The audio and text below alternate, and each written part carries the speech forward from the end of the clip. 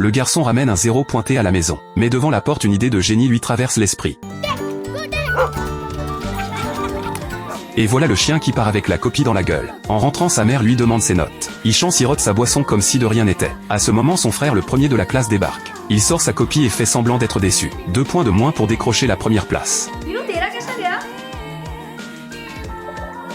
Le lendemain en cours, le prof demande à Ishan de lire le texte à voix haute. Ishan murmure que les lettres dansent devant ses yeux. Le prof croit qu'il fait l'idiot et l'oblige à lire.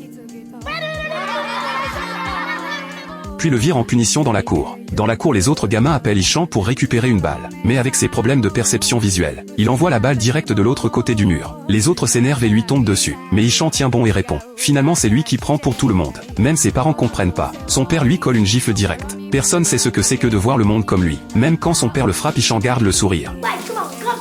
Ce jour-là, il a pas fait ses maths. Ishan sait très bien ce qu'il attend. Alors il sèche les cours carrément. Il erre seul dans les rues. Il voit un gamin perché sur les épaules de son père, qui lèche une glace tranquillement. Il se faufile dans la foule pour regarder une pelleteuse bosser. Il voit quelqu'un boire une grande gorgée d'eau, et il fait pareil, la tête en arrière. Après, il monte dans un bus qui fonce à toute allure, et laisse le vent lui fouetter le visage. Il écarte les bras, comme un pigeon qui prend son envol, et savoure ce moment de liberté comme jamais. Cette journée devient la plus belle de toute son enfance. En rentrant, Ishan dessine tout ce qu'il a vu. Ses peintures sont d'une richesse de couleurs digne de Van Gogh. Les puzzles les plus compliqués. Un seul coup d'œil et il les reconstruit sans effort. Sa tête déborde d'idées folles et d'images. Même un simple problème de maths le propulse direct dans l'univers de Star Wars.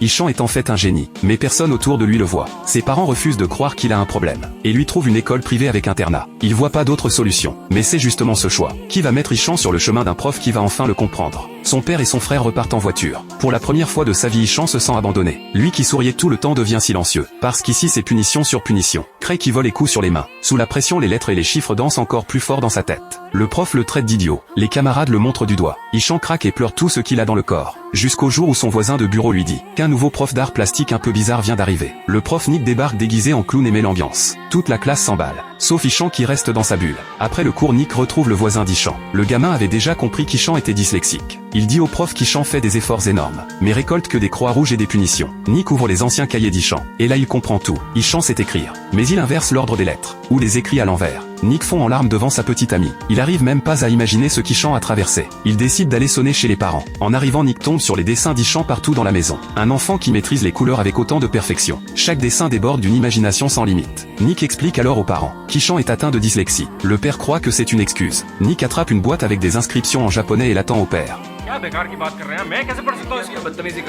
Et là le père comprend enfin dans quelle peau vit son fils tous les jours.